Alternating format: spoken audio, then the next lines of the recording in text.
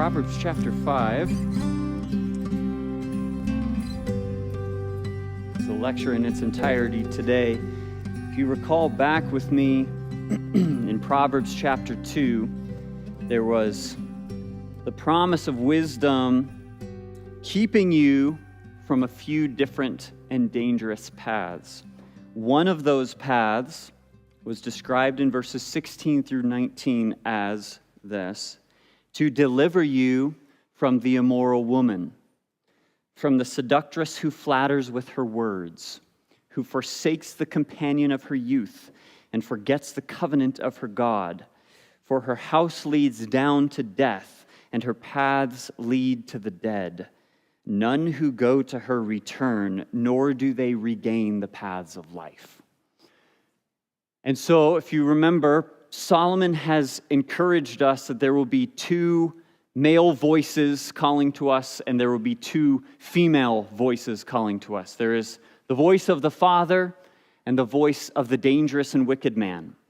There is also the voice of Lady Wisdom, and here he introduced in chapter 2 the voice of Dame Folly or Lady Folly, the adulterous woman.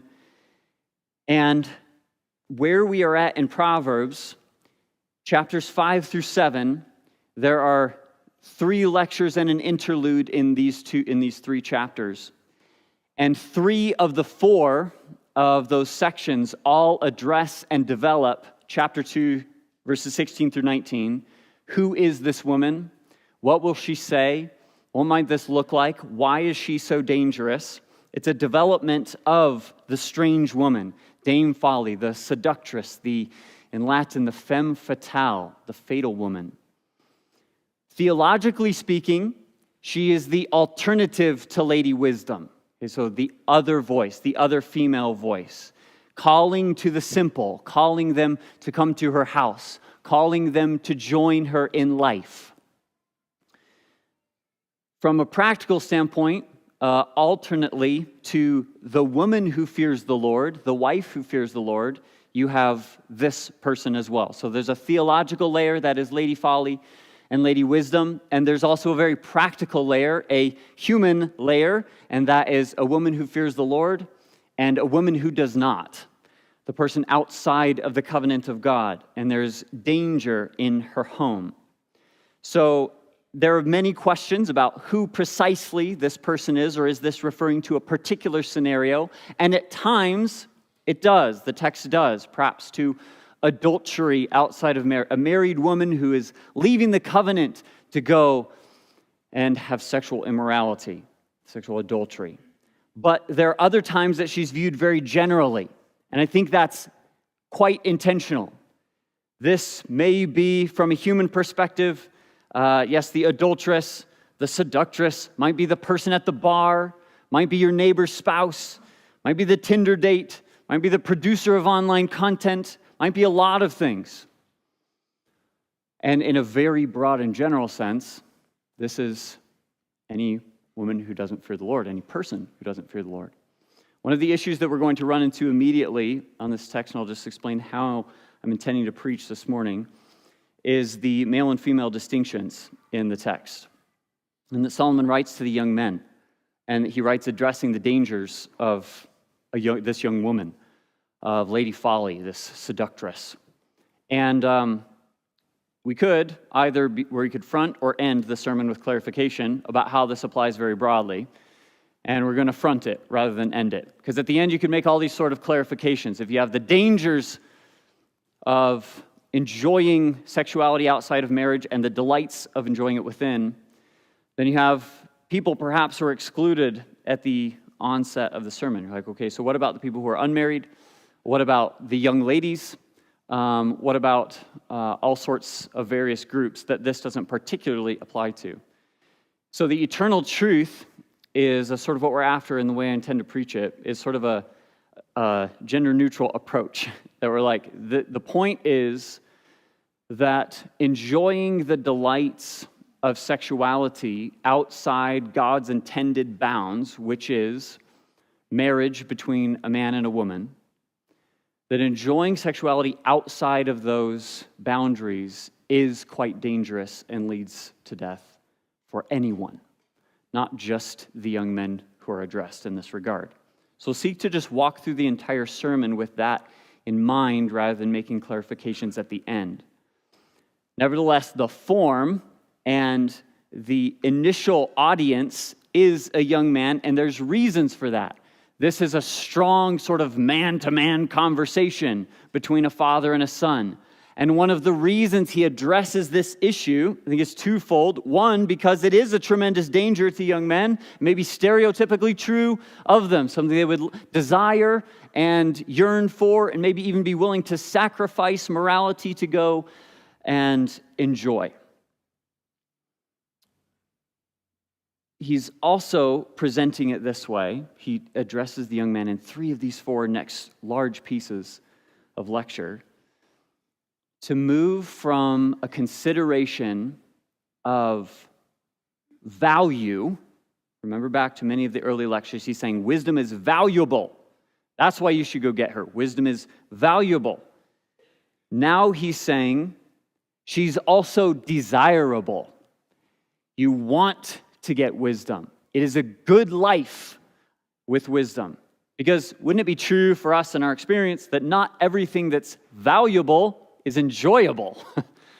And for that reason, we might even shun or avoid some things in our life that may have value because they're just no fun. They're not very desirable. It's like, maybe this isn't for everybody, but like some food. Just because a food is valuable for you doesn't mean you enjoy it. Or just because maybe exercise or running or cardiac health is valuable doesn't mean necessarily everybody enjoys it. So what he's trying to do is he's trying to grab his son sort of by the shirt collar and say, you know that thing you so desperately desire. You know what you want. He says, that's on the path of wisdom. In a far better, safer, more God-honoring way than any other path. So that's why he goes at his son in this way, is he's addressing something that his son loves and showing him that it is along the path of wisdom that God gives this good gift. And he explains how he gives it. Why is this sermon important for today? It's not too hard to take a look around at our culture, to perhaps examine our hearts, and to know that from the outside in, and at times often, certainly from our old selves, from the inside out, we are inundated with sexuality, sexual images and innuendos. The sort of are everywhere. There's a flood of them. And the voice of the culture is very strongly encouraging men, women, young and old, to break free from the boundaries that have been traditional, that have been set, that are religious. And there's a strong focus on autonomy and self-centeredness rather than deference or submission or self-sacrifice. There is a strong truth in our culture that lust, that they call love, trumps true love. And compatibility between two people, being in sync sexually and otherwise, is more important and replaces the significance of commitment and covenant. And those things, lust and autonomy and self-centeredness and compatibility, then determine the length of relationship, or they determine whether something is good or bad for me to enjoy. And Solomon is correcting that very strongly. I think it's long been an issue in most, if not all, cultures, and ours is certainly no exception. So the proposition this morning is very simple. There's 3 pieces to the text. And he's saying that Christians must avoid sexual immorality. That's the first piece. And enjoy intimate delights only within marriage, as God has designed. That's the second piece. Motivated by the all-seeing eyes of God. Verses 21 through 23. So, I intended to put that up as I was discussing those things. There's two pieces. This is actually December 8th is Proverbs 5. That's today. The next piece is the one that goes away from this theme, that there's three inferior men, three types of men to not become. And then we have Christmas. Then we'll pick up with this theme again in Proverbs 6, the back half, and then into January, Proverbs 7. From there, we'll jump back to Ephesians chapter 5. So, our structure here, 1 and 2 is the intro. Then you really discuss Lady Folly, Dame Folly in 3 through 14. Then the woman who fears the Lord and your relationship with her in 15 through 20. And then the final word in 21 through 23. Those are our three pieces. So, in the introduction, the theme of acceptance is still quite present. Receiving the words of God. So what Solomon's doing is he's sort of blending instruction and formality of a lecture with a love poem, but it's still instruction. It's still very high and elevated, authoritative, and he says you have to listen, you have to pay attention. For the first time in Proverbs, and I believe the only time, he actually says, my wisdom, my understanding. He's always said sort of my words and my instruction, which are wisdom, the path that I lead, and now he says, I'm telling you wise things. These are things possessed by me because I've received them and they now flow out of me to you. And so there's a very strong, it's sort of a strengthening to the Father's words that the voice of the Father here is paralleling the voice of God. This is what God has to say to the Son. My wisdom, my understanding. And if you remember back, Proverbs 4, the last lecture was sort of the body language. And so he continues that in with the ears and the lips. Lend your ear and have your lips keep knowledge. And he's saying the intention here is a preservation of the truth from one generation into the next and through the life of the young man. He will keep these things with him along the way. That is exposed as very needful when he gets to very tricky circumstances, very deceptive people. He needs discernment. He needs the ability to identify right and wrong, to be able to know right from left, and to move accordingly. So he needs discretion. And then he says, it's kind of an interesting phrase, that your lips may keep knowledge. That your lips would guard knowledge. In Malachi chapter 2, the prophet reveals something that's very important from the leaders of God's people. And he says, for the lips of a priest should keep knowledge, and people should seek the law from his mouth, for he is the messenger of the Lord of hosts. That's a good illustration of what's happening here. God has spoken, and now the keeper of truth is speaking. This leader in the assembly is speaking. This father is speaking. And it's important that what he says reflect the words of Yahweh. And it's equally important that as the Son welcomes them, as each of us welcome these truths into our hearts, that then we would have our lips be keepers of truth, defenders of that which is right, that what proceeds from them is consistent with what has proceeded from the mouth of God. And then he moves right from there into this sort of, it's an erotic description of this woman, and the connection point is lips. Right? So he's just spoken about the importance of the lips of the Son being like defenders, soldiers, guarders of that which is right. And then he says, because the lips of the immoral woman drip honey, and her mouth is smoother than oil. And so we enter in this sort of impressionistic painting of Dame Folly. And we see, as we walk through this section, we're going to draw out 3 dangers of sexual immorality, and then in the following section, 3 delights of marital intimacy. So 3 dangers of sexual immorality. First, in verses 3 and 4, is the danger of a bitter end. Even the promise, the assurance of a bitter end. This will not end well for you, my son. He starts describing, he says, but it sounds so good, it looks so good, it even tastes so sweet. The lips of an immoral woman drip honey, whether this is compliments or seduction or saying he's all that, or he's just saying it looks one way, it sounds one way. Immorality has an appealing feature to it, or else we would not be drawn to it. We want something, and this is that something. Whatever your heart is drawn to is the sweetness here on the lips of the immoral woman. And it is a sensual picture because it moves from lips to then taste, that her mouth is smoother than oil, but in the end, she's bitter.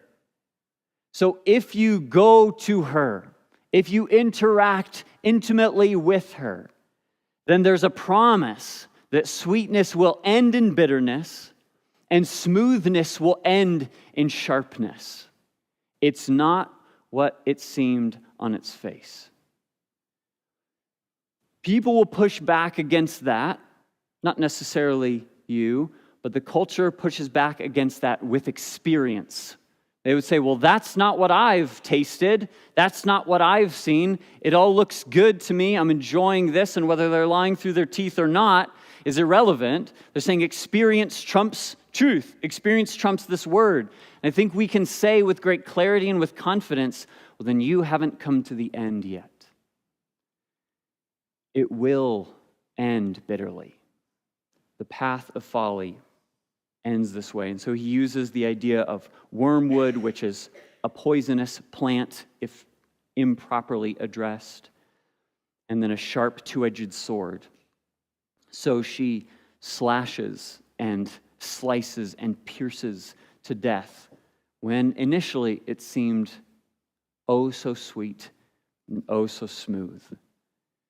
So that's the first danger, is that the end will be bitter. The second danger is a reckless, or, and I couldn't decide between the two, thoughtless life. So whichever of those seems worse to you, write that one down. A reckless or a thoughtless life. That's 5 and 6. And you see the movement from her lips to her toes. From top to bottom, she's completely wrong. So where is she walking? Well, her feet go to death, and her steps lay hold of, they stick to, they cling to hell, to Sheol. She's dangerous every step of the way. This is where she certainly is headed, though, and it's revealed very clearly with 3 lines in 6. Now, the grammar here, the Hebrew grammar, can either be parsed as a second masculine singular or as a third feminine singular. So he's either talking about you, the son, you ponder her path because her ways are like this, you don't know them, maybe don't participate with them, or the third feminine singular. She doesn't ponder her path and she doesn't know them. From every translation that I interacted with, and I searched many more on this particular one, it is only King James, New King James that maintains the second masculine. Everyone views this, and I think rightly so, as continuing to address the problem of Lady Folly. It should be she. It should be talking about her and the nature of her path, the nature of her way. So much so that most commentators don't even address it. They just go along with she. So what is it saying here? If she is firmly on the course to this land of death, the femme fatale is intentionally and untotteringly committed to this highway to hell. That's where she's going. And he says, lest, literally, verse 10, she goes straight. That's the idea of pondering, is that she goes the right way. So she's going this way intentionally, very voraciously, and she has no desire to give a second thought to the right way to live. Folly doesn't want to consider wisdom, is the idea. It's not something that it values. And this is, think about just your own life and then other, perhaps, people's lives that you've seen. Think about the interaction with temptation. When you want what's wrong, are you so concerned with what's right? No. In fact, that's the very thing that gets in the way of you getting what you want. So we often diminish it and decrease it. And certainly someone who's along this pathway, Lady Folly herself, immorality itself, an anti-God perspective is certainly along this way. She's after death. She's going there. She doesn't want to consider the right way. So she's not just merely blundering onto like Sheol's path. She chooses it and she holds to it resolutely in order to not go anywhere else, in order to stay off that obnoxious straight path.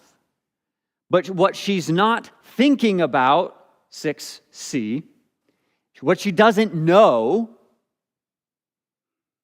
is that her ways are highly unstable. She's wandering, she's meandering, she's twisting about. She's going nowhere fast.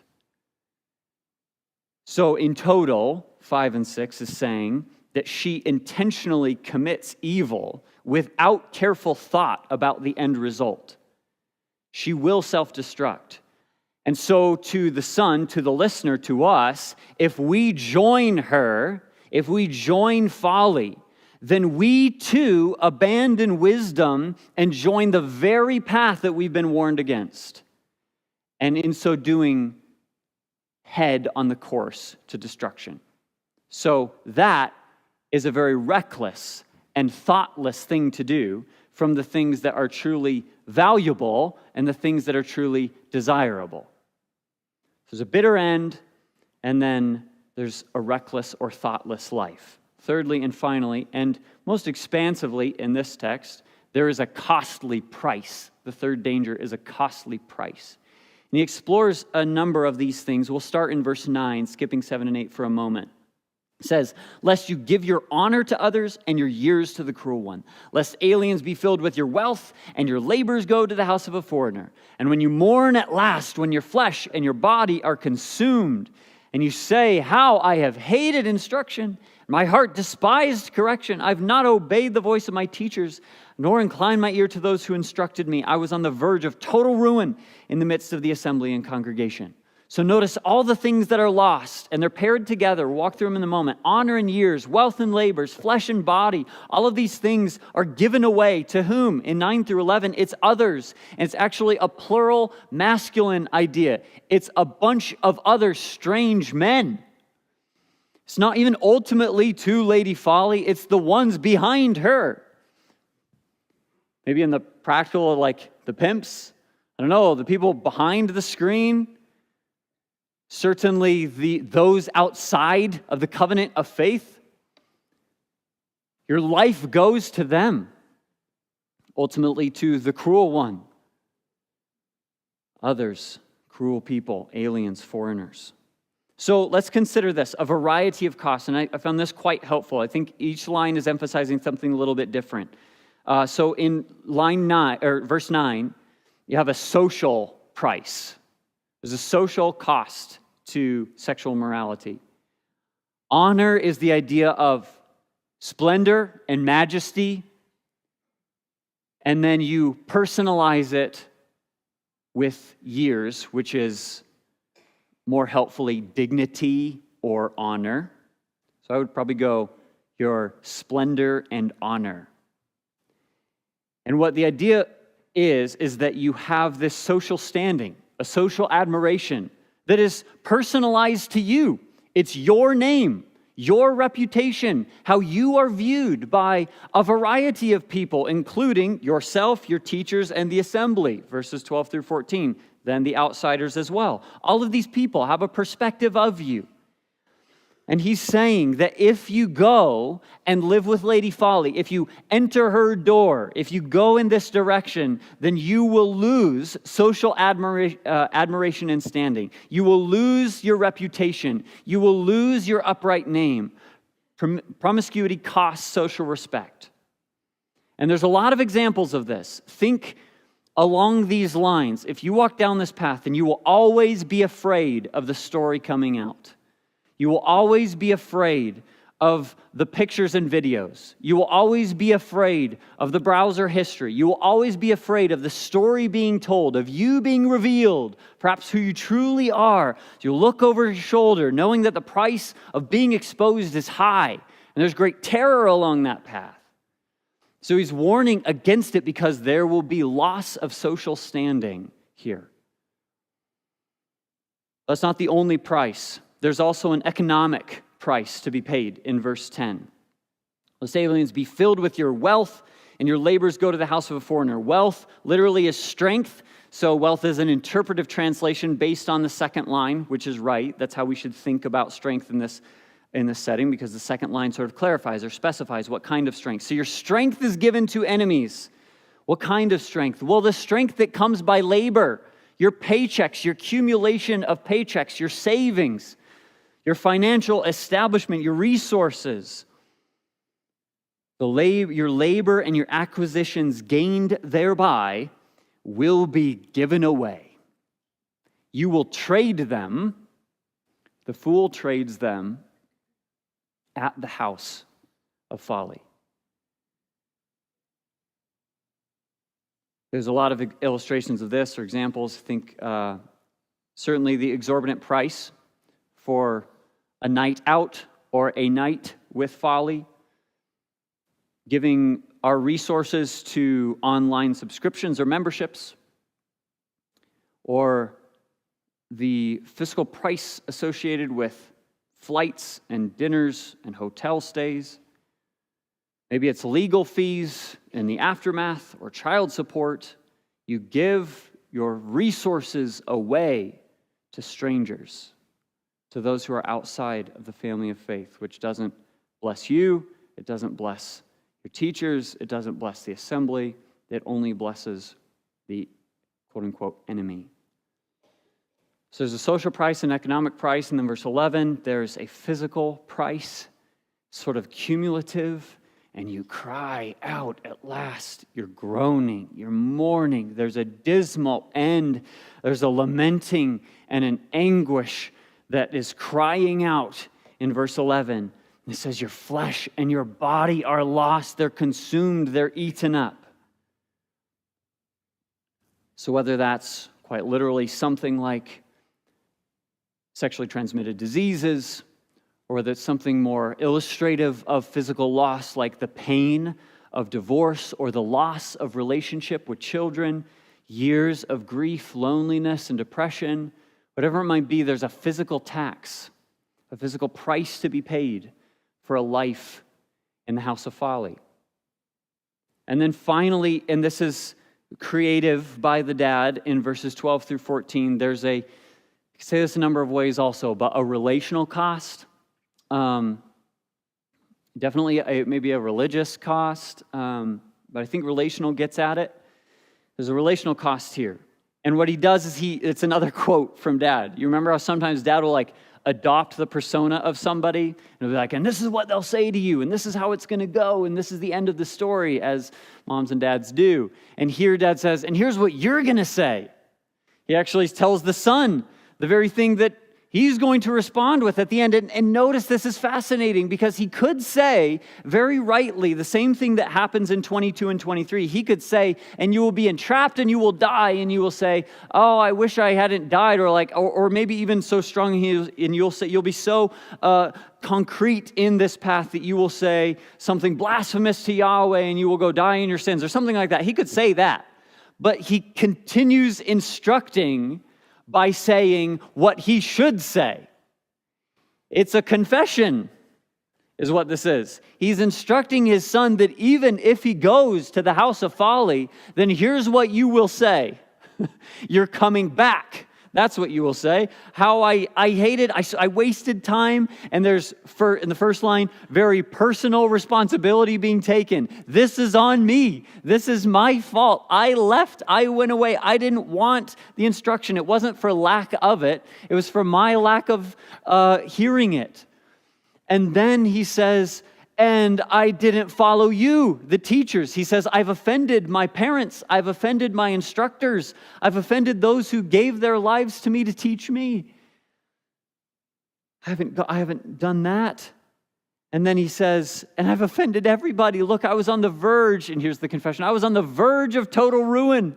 I was in the house of ruin. And it became public. I became known in the assembly and the congregation. And so he's teaching him that there will be a relational cost to this. You will say, I've hurt myself, I've hurt my teachers, I've hurt everyone. So avoid that by walking in wisdom now.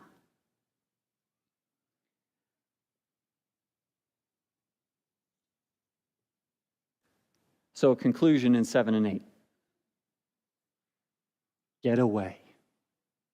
Get away from her house. Hear me now, my children. Do not depart from the words of my mouth. Remove your way far from her. Do not go near the door of her house. That's the proper conclusion. To say, okay, so for all of my life, I will not walk toward the door of sexual morality. That is what is good, and that is what is right in the eyes of the Lord. And that is what is good, and that is what is right along the path of wisdom.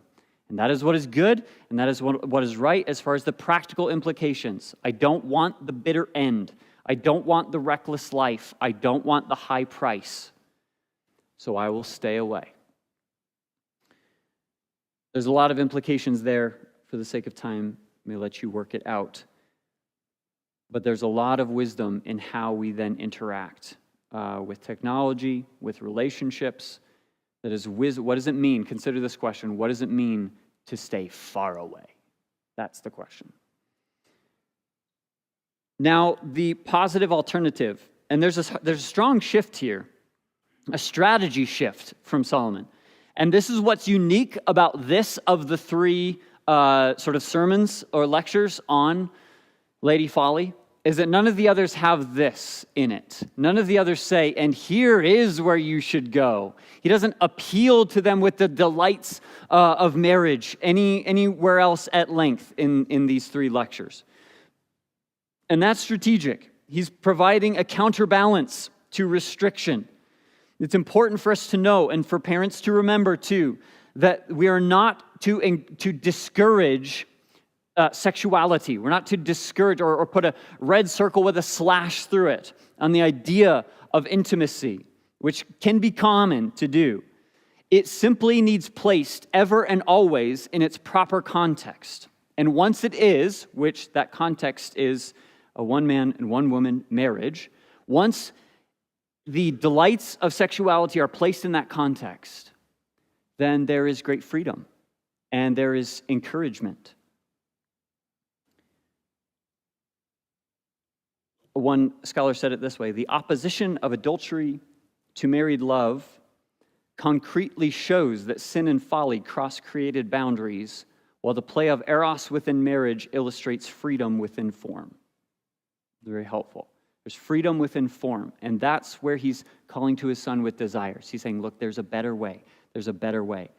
And so, even with the shortness of time, I would like to say this, that I know there's people from all various situations today. They're single and married to believers, married to unbelievers, divorced, widowed, separated. We were all over. There's even young, like so young that you wouldn't even be considering marriage at this point. And some are absolutely delighted in their current situations, and some are perhaps even very strongly looking for a way into or out of their situation, a different situation. And not every particular circumstance can be addressed in this text, in this moment. But just trusting that, as he does, that God is orchestrating every individual circumstance and the mindset as it comes from your situation. But if the text raises questions in your situation that remain unanswered, I guess, then feel free to follow up and we can talk through it. So, the delights here of marital intimacy. And there's a strong connection in this text to the Song of Songs. I'd like to get into that, but also don't have time for it. So read the Song of Songs if you're so inclined, and see a lot of these connections. So there are two main pictures that are used here. 15 through 18 is the image of like a well and water, and then 19 and 20 is the idea of a deer or an animal. Those are the two pictures, the two metaphors. So in the first one, here's the first delight. First delight of marital intimacy is moral access. It's moral access to the design that God has. So here, drink water from your own cistern and running water from your own well. Should your fountains be dispersed abroad, streams of water in the streets, let them be only your own, not for strangers with you. Let your fountain be blessed and rejoice in the wife of your youth. He's arguing to the son that this is his, and to the daughter that he is hers. There is a measure of, and it's so tricky. Our culture doesn't like this idea, and we can be careful, but of like ownership of like water rights, that they are mutually each other's in this marital covenant. And so the first idea of the cistern is like a pit that's just storing rainwater. So it's hollowed out and rocky ground as it rains, which is not incredibly common. So if you have one of these and you store water, then you're blessed. But it's sort of standing water. So there's water that in that way, and then he describes and running water from your own well. So like a well that has been dug that is actually replenished by underwater streams. A sustained source. And he says, go and drink from your well. Go and drink from your cistern. In chapter 7 of Proverbs, the final lecture on this fatal female, drinking is used by her as a metaphor for this intimate encounter that she has with the son. In the Song of Songs, the young man calls his beloved a spring and a garden spring, a well of water in chapter 4. These images do communicate like a cool refreshment for intimate desires. That's what spouses are intended to be for one another. We have like a weird, but like a proverb that kind of pairs with this of like somebody being like a cool glass of water. It's like the idea here. And then the implication is, again, bringing in like Song of Songs 14. There's 4. There's a text where the Shulamite woman, refers to herself as her garden and his garden in the same verse. Chapter 6 of Song of Songs says that I am his, I am my beloved's, and my beloved is mine. 1 Corinthians describes this sort of mutual responsibility to each other, that you're intended to have satisfaction from your spouse in this way. So the first delight is moral access. In marriage, you have a well.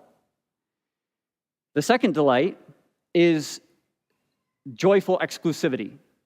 It's your well. And in 16 and 17, he asks these two questions. He says, so should your fountains be dispersed abroad in the streets? Let them be only your own, not for strangers with you. So joyful exclusivity, and the interpretation of that is the distinction between something that is common or shared in the community and something that is private and restricted. There's a restricted access here, and that's what he's after. Do you want a private water supply, a personal source of refreshment, or would you prefer that it become this sort of public watering hole, a public well? He says, you wouldn't want that. Everyone should reply like, absolutely not. And he says, okay, well then go drink from your well and don't search elsewhere. That's implied in the text. If you wouldn't want your well to be drunk from, don't drink from another well. So there's the promotion here of radical isolation and allegiance in marriage. Your spouse's sexuality belongs to you alone, to no one else. So there's moral access, which is joyful, and there's exclusivity. Then 19 and 20 says, as a loving deer, a graceful doe. This too is Song of Songs imagery, very sort of romantic and erotic poetry. And that clicks with some people, and it doesn't really click with other people, and that's all right. You're like, a deer? Okay. And then the second one, a graceful doe, is actually like a mountain goat, a graceful ibex.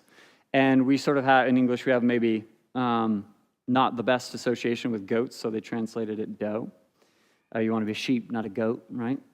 Or in our culture, you don't want to be a sheep, you just want to be a lion, okay? A loving deer, a graceful doe. These like sort of youthful, gentle images of an animal.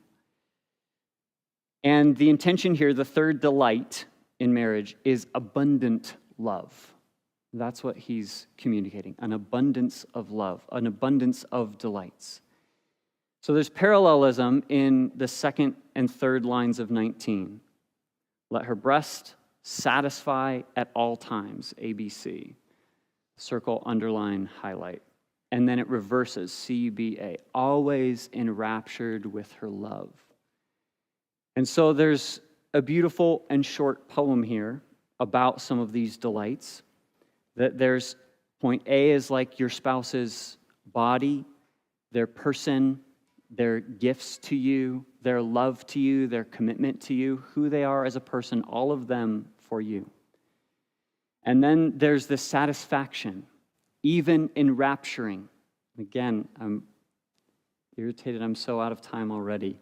But this third line, be enraptured with her love, is the idea of that's everywhere else prohibited, of like drunkenness. It's of having too much. Be enraptured with her. Have her. And vice versa. That this is the intention, is that you have one drink, but you can have it all the time. And so there's like a sort of, there's no impropriety here in being sort of lost in love or like inebriated or like lightheaded with this person.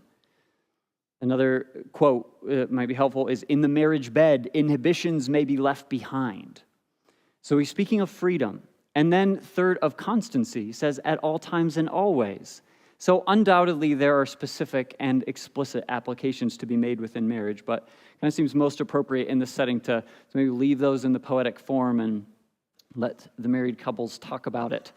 But those applications are an important piece and an intended piece, but they are but a piece of the total application.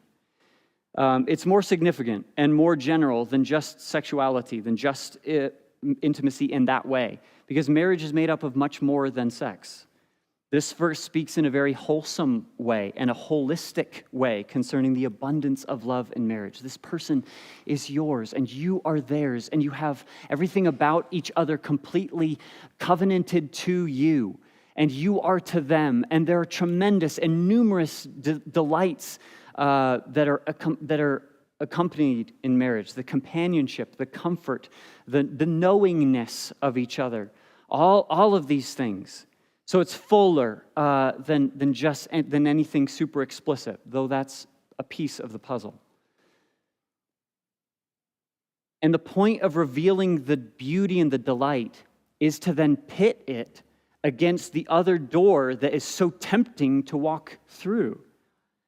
And he says at the end, he's like, why would you do this? Now that maybe we've talked about it a little more, and son, I'm fine having a very frank conversation with you. He says, why would you, my son, be enraptured like drunk by or with an immoral woman? Why would you go there and be embraced in the arms of a seductress? Why would you go there? He's saying, ultimately, when he pits the immoral interaction against the permitted and moral ones, that a lie that ends in bitterness and dried up resources and depression unto death is one option, or an exclusive and sustained source of pleasure and comfort that blesses and refreshes and is on the path of life. You choose. Those are sort of the doors. In marriage, if everything were rainbows and butterflies, then this wouldn't even need to be said. Right? So he's not saying that. He's not saying there's no dysfunction or no disagreement or no struggle or no curse, that there are no sinners in marriage. No, but this text betrays that the father has an awareness that the son may not necessarily be like loving everything about his wife or vice versa. But it doesn't matter as it relates to the other option. So what? This is intention. This is design. Go here and go here again. Never enter the other door. Verses 21 through 23 put sort of a theological framework on this very idea and an important capstone for us. So there's two ideas. The first is verse 21, and that is that God sees everything. He knows everything. He considers everything. There's nothing outside his gaze. And secondly, that will imply the right end for every path, or for both paths. That then he will see to it that the wicked are judged. He will see to it that the unrighteous fall into a snare and into a trap and ultimately die. Now, that means that ultimately we are living before the audience of one. This is the fear of the Lord that leads to obedience in marriage and other ways. And we're living before his face. We're living in light of the fact that he sees and knows everything and will bring it to its right end. So when we do that, and when we know ourselves, I don't know how to not keep going. I have to say a few more things. Sorry, not sorry. Because we have to go here. We have to go to the gospel. And we'll make it brief, but this is really important.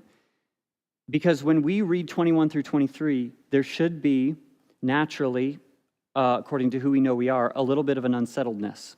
Or say like, well, being trapped by iniquities, that was me. Being caught in my sin, that was me. There may even still be things that I hope don't come out. There may even still be stories that I hope don't get told. I deserve that. I'm guilty. So to the guilty, aka to you and to me, consider John 8, 1 through 12, and maybe take that home and think about it. It's Jesus' interaction with the woman who's caught in adultery. And she's guilty, and she deserves to be put to death, as do we.